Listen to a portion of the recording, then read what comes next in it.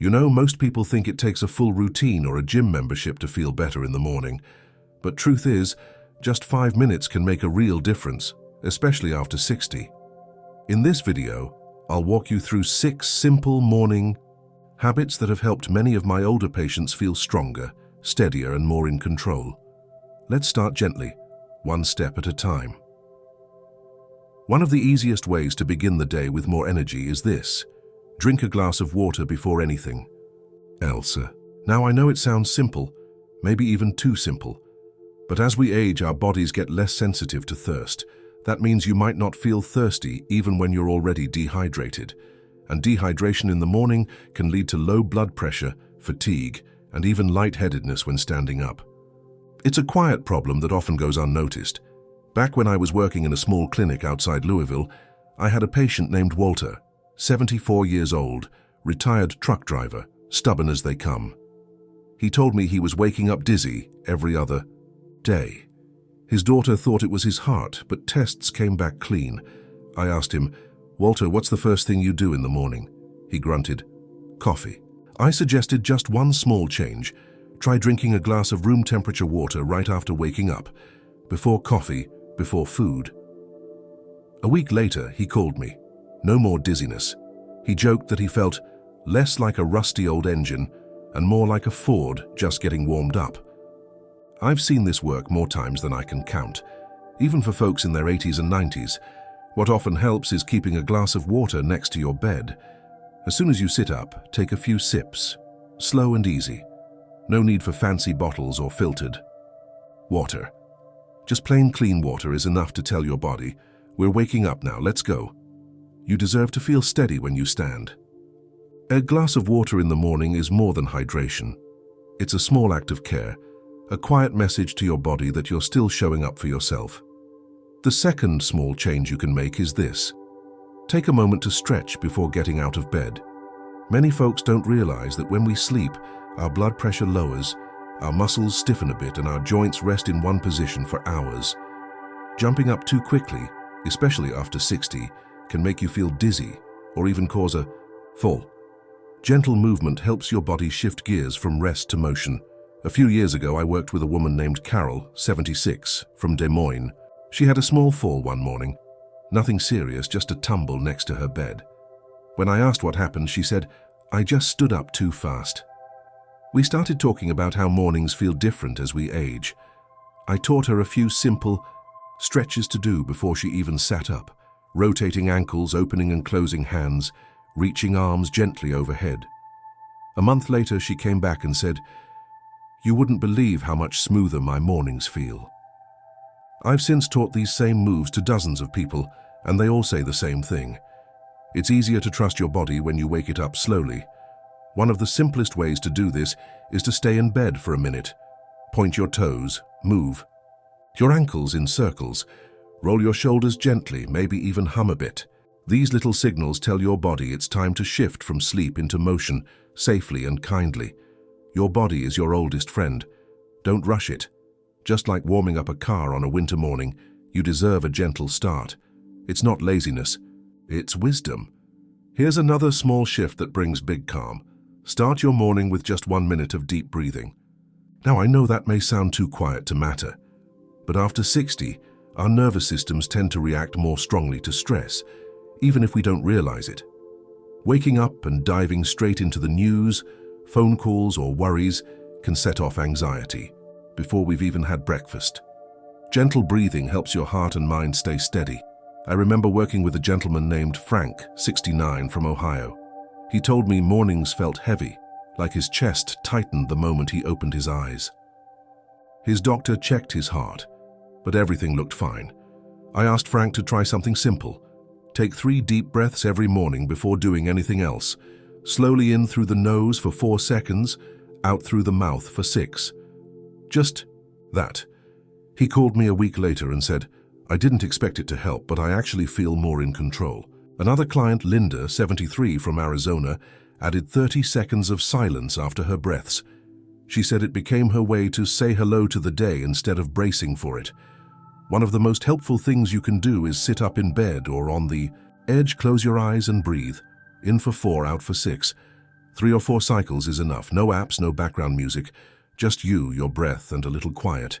There's power in stillness. Even 1 calm minute reminds you that you're not just reacting to life, you're guiding it. A steady breath is like holding your own hand before the world asks for anything else. Let's talk about something we often overlook: breakfast with a little protein. As we get older, our bodies naturally lose muscle. It's part of aging. But without enough protein, that process speeds up, making us feel weaker, more tired, and even affecting how steady we walk. A sugary breakfast or no breakfast at all can leave you drained by mid-morning, and it doesn't help your memory either. One morning I met Margaret, 81, from a small town in Texas. She came in saying she was always exhausted by lunchtime. "I just don't have energy like I used to," she said. When I asked what she ate in the morning, she mentioned toast and coffee, sometimes just coffee. I gently suggested she try adding a hard-boiled egg or a scoop of cottage cheese. 2 weeks later, she called to say her mornings felt completely different. "I didn't think food would change anything," she told me, "but I feel sharper and stronger." I've seen the same with Robert, 74, from Minnesota. He started adding a spoonful of peanut butter to his toast and said he didn't feel as shaky when walking down the stairs. What often helps is keeping it simple. A small egg, a few almonds, some Greek yogurt, or even a slice of cheese with fruit. You don't need a full meal, just a little bit of protein to start your engine. Think of protein like your body's morning handshake. It gives your muscles something to work with and your brain something to build on. Even a few bites can change how you feel for the rest of the day. Something gentle but powerful you can try. Write 1 small thought in the morning. I don't mean pages or journals, just a sentence. As we age, our routines may quiet down, and without clear purpose or structure, days can start to blur together. This sense of emptiness can affect mood, memory, and even sleep. A simple intention can give shape to the day and lift your spirits before you even leave the house.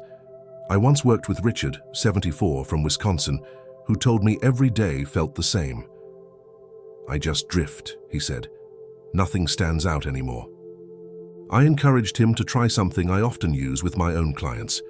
Each morning, write down 1 thing, anything, you want to feel, remember, or do that day. He began with, "I want to feel peace." Other days it was, "I'll call my daughter," or "I'll listen to the birds." After a few weeks, Richard said his days felt more grounded, even joyful. Another client, Gloria, 70, from Florida, added drawings beside her notes, little suns and flowers. "It's silly," she said, "but it gives me a reason to smile." What often helps is placing a small notebook or notepad on your table or nightstand. Each morning, before checking the phone or turning on the news, write 1 short sentence. "Today I want to," or "this morning I choose." It only takes a minute. A quiet thought on paper can be louder than the noise of the world. It reminds you that your life still has rhythm, color, and meaning, even in the smallest words. Here's 1 more habit that's easy to overlook. Move your body for just 3 to 5 minutes after breakfast. Many people believe they need to take long walks or go to a gym to stay healthy, but even small movements matter. As we age, sitting for long stretches can slow circulation, increase stiffness, and make it harder to stay balanced. A few gentle steps can help wake up your muscles and clear your mind. I remember Ellen, 70, from New Jersey, who came to me complaining of feeling frozen every morning. She said, "I eat breakfast, and then I sit, and sit some more." I asked her to try something small. After breakfast, walk slowly around her apartment for 5 minutes. No speed walking, no counting steps, just moving. She added a short loop from her kitchen to the front door and back. A few weeks later, she told me, "I didn't expect much, but my legs don't ache like they used to, and I feel more awake." Another man, Curtis, 77, from Oregon, started marching in place during commercials while watching TV. "It's silly looking," he said, "but I feel steadier on my feet." What often helps is setting a cue, like right after your last bite. Of breakfast, stand up and take a lap around the home.